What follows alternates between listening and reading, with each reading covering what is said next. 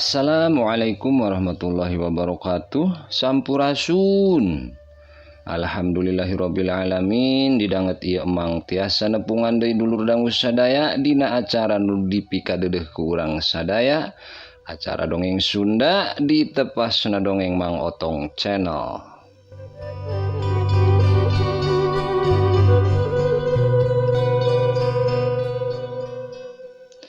Bosen-bosen urang di dieu siling doakeun mugia urang sadaya aya dina panangtayungan Gusti Nu Maha Gopur. Lengkah urang nu salah mugia kenging panghampura ti mantena. Dipasihan umur nu panjang tur barokah oge dikucuran rizki nu ageng tur halal. Dipasihan pakasaban anu tentrem nyaman. Ditebihkeun tina balai atanapi musibah. Amin ya robbal alamin.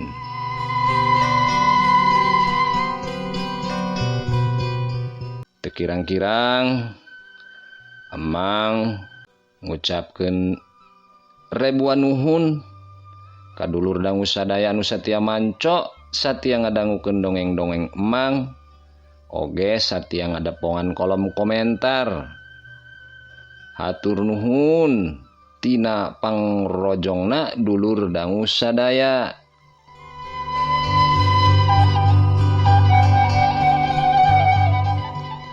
Oge kangge dulur dangu sadaya nu nembean pisan nepangan ieu channel mangga di-subscribe. Toel tombol loncengna supados kenging pemberitahuan atanapi notifikasi lamun emang ngalajengkeun hanca dongeng nu katunda. Teras diacungkeun jempolna, kritik lan sarana diantos di kolom komentar. Di-share, dibagi-bagikeun saseueur-seueurna nya. Hatur nuhun tina pangrojongna.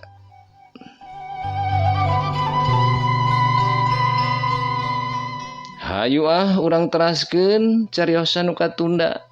Dina jejer carios Dedemit Leuwi Buyut Yasana Kidagar di bagian anu kasalawe.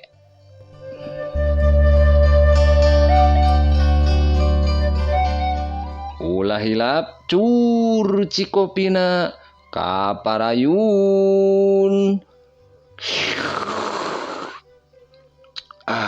Hai tot.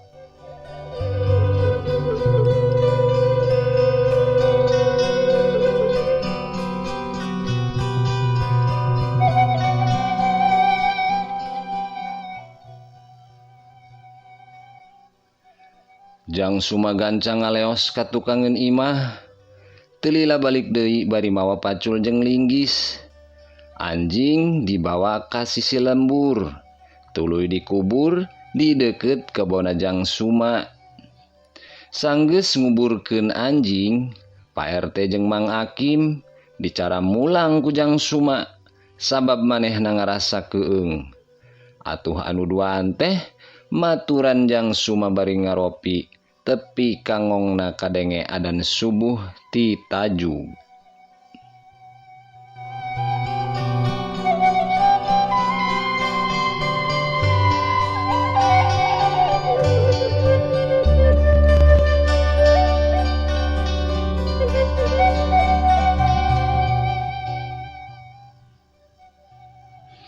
Isukna di imah Namang Kosim, si Usro anu purah maraban ingon-ingon boga Namang Kosim teh hariweus-weus laporan kadununganana. Harita Mang Kosim keur nyang hareupan Cikopi anu masih ngebul keneh di tepas imah sawaktu si Usro gura-giru nyampeurkeun ka manehna. Aduh, tiwas Gang, tiwas, cek Usro bari paromana ka tempor regeng. Aya naon Usro? Jol tiwas bae. Ilaing mah sok ngareurewas ari taeun teh. Nyarita nu bener aya naon? Sentak Mang Kosim anu ngarasa reuas ku kadatangan si Usro anu bari beungeutna pias. Silaka Gang, sadaya domba hayam, pelung, sareng meri paraeh gaan sadayana. Cuk Usro bari sorana ngageter. Naon? Dedengean teh domba, hayam pelung, jeung meri paraeh kabeh. Sumuhun kan, sadayana paeh di kandang kan. Wohongna garutihan, kawas tapak digegel. Maneh teu salah nempos, Ro.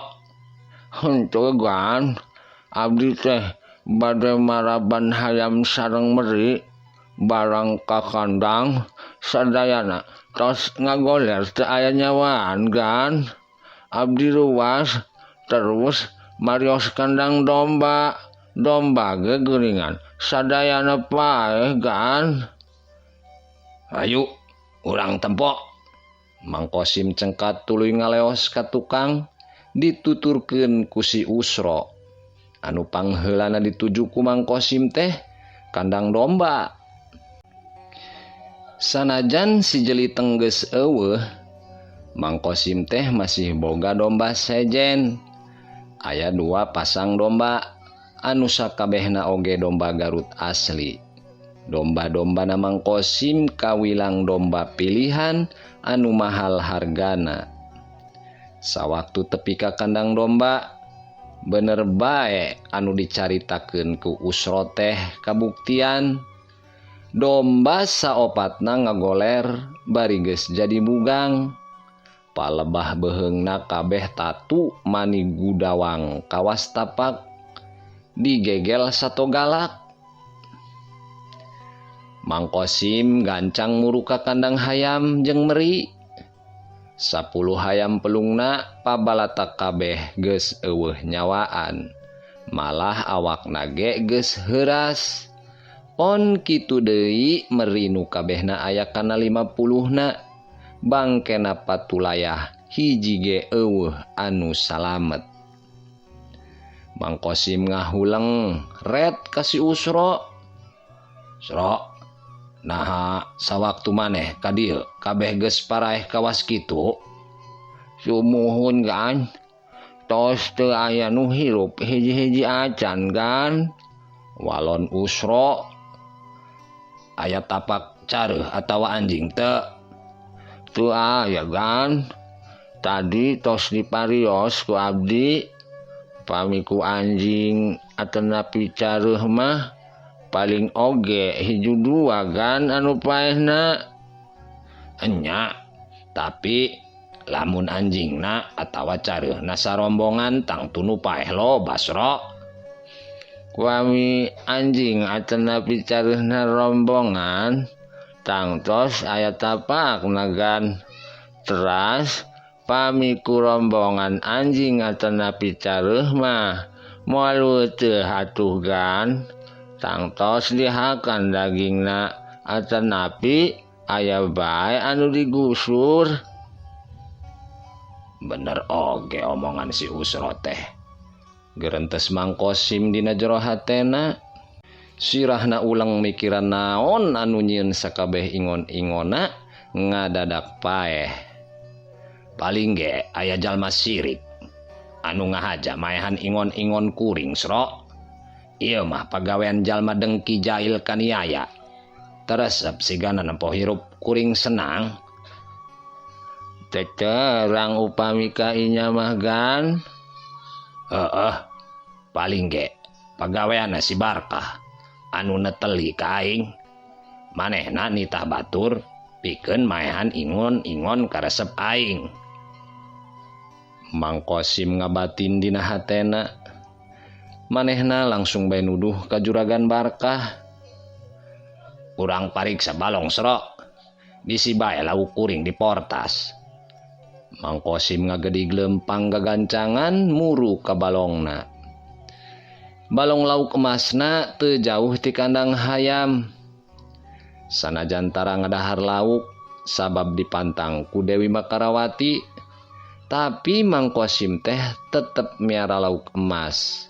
Salian pikeun hiburan bari niis di saung balong, oge pikeun bianah jeung si bungsu Dewi anu resep pisan kana lauk emas.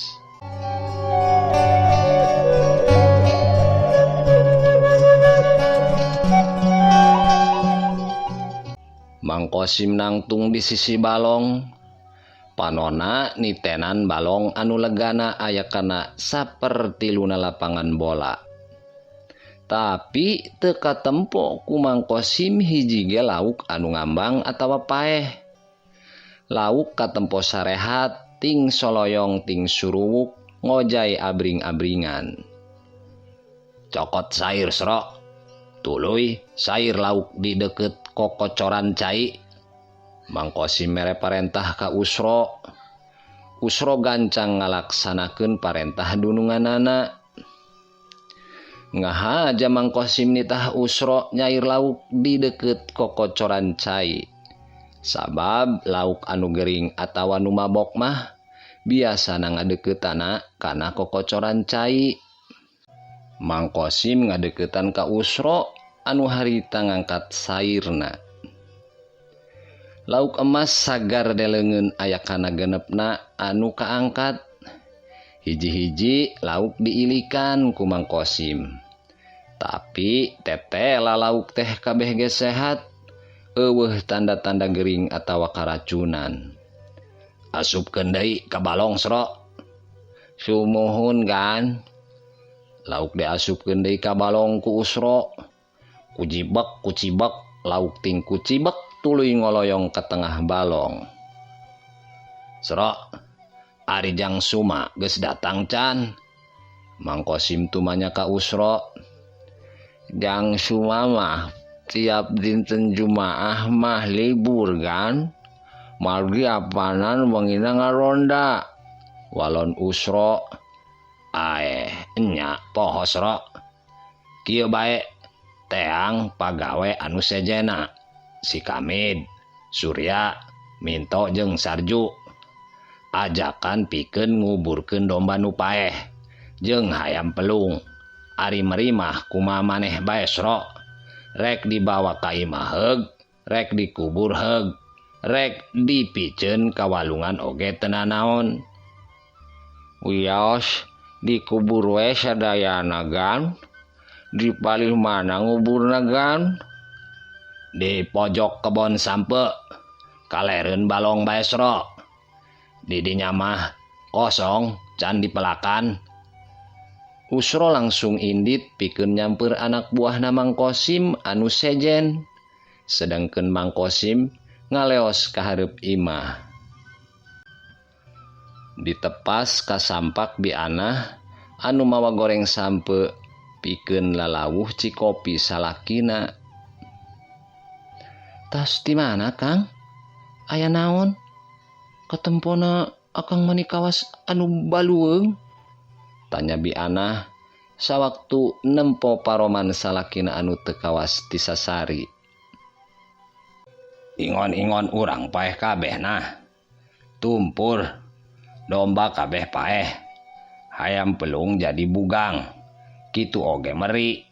Nu salamet teh ukur lauk di balong. Cek Mang Kosim bari katempo leuleus. Gek manehna diuk dina kursi. Paeh? Paraeh kunaon Kang? Naha ku toun kitu? Lain nah. Lain ku wabah kasakit. Da moal aya wabah anu ngegel kana beuheung domba atawa hayam. Kabeh beuheungna soeh, tapak digegel. Paling ge ku anjing Kang. Sabab keur peuting teh anjing kadenge mani rageg bari babaung teu eureun-eureun.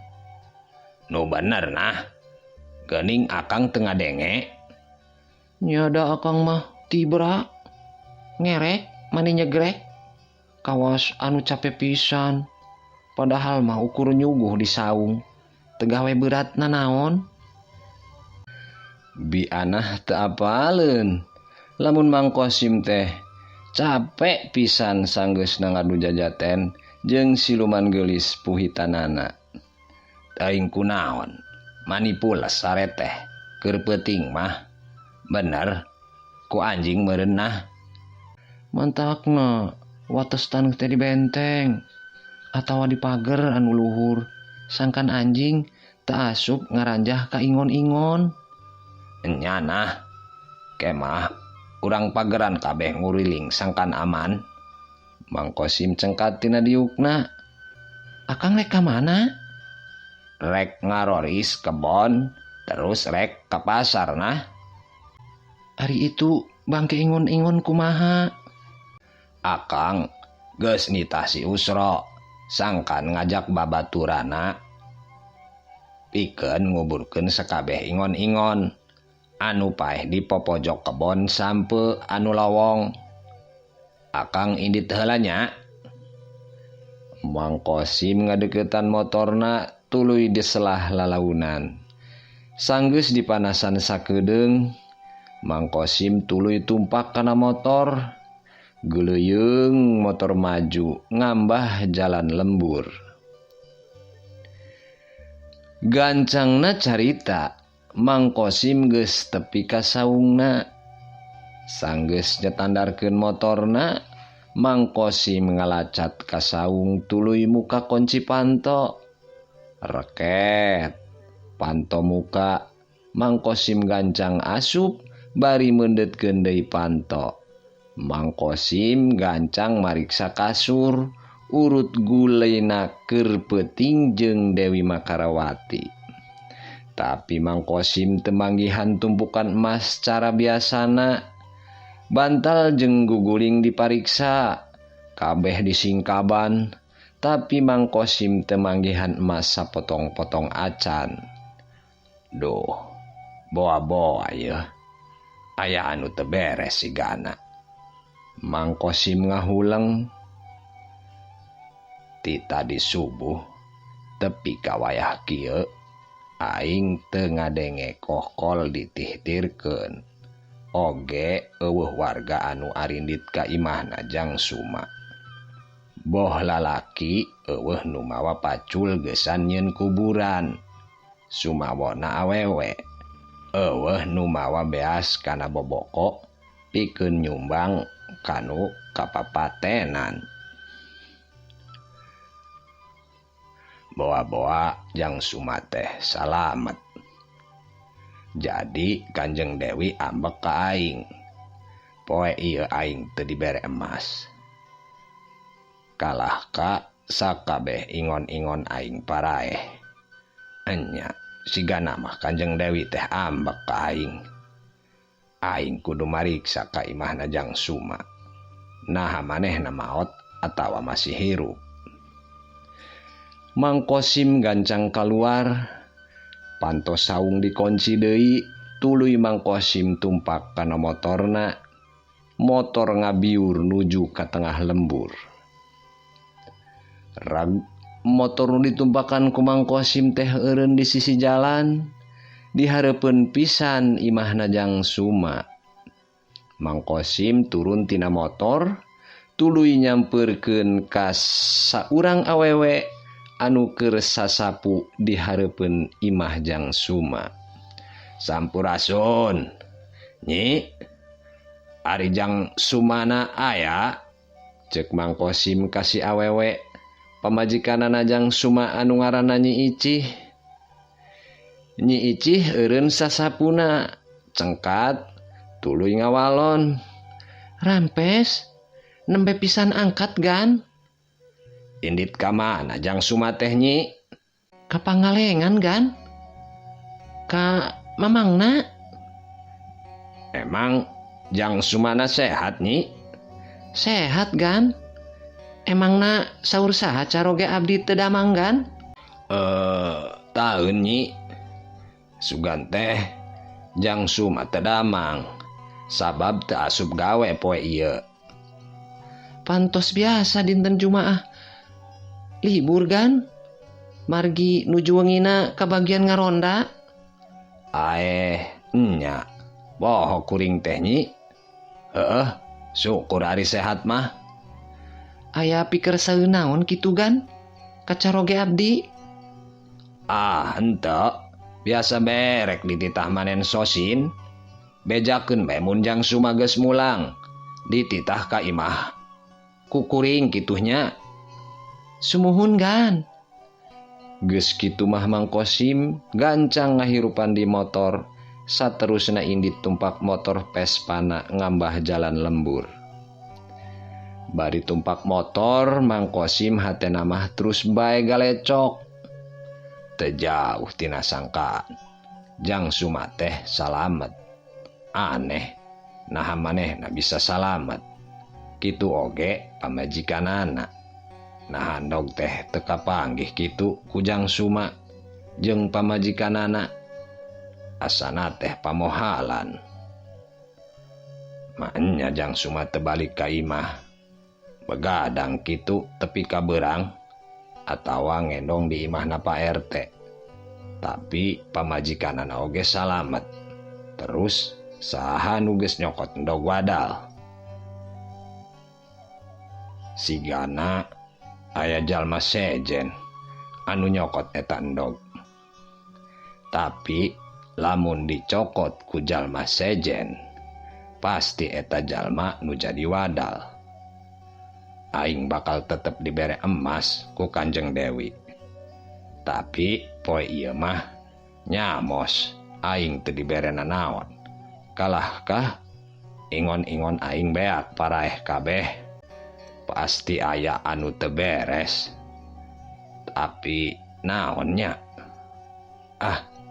Leuwih hade kepeuting aing rek tumanya langsung ka Kanjeng Dewi. Aing ayeuna mah mending ge ka pasar pikeun meuli bahan sasajen pikeun kepeuting. Sanggeus mikir kitu mah Mang Kosim melokeun motorna sawaktu tepi ka pertelon. Manehna ngambah jalan anu kakenca anu berasna ka jalan gede.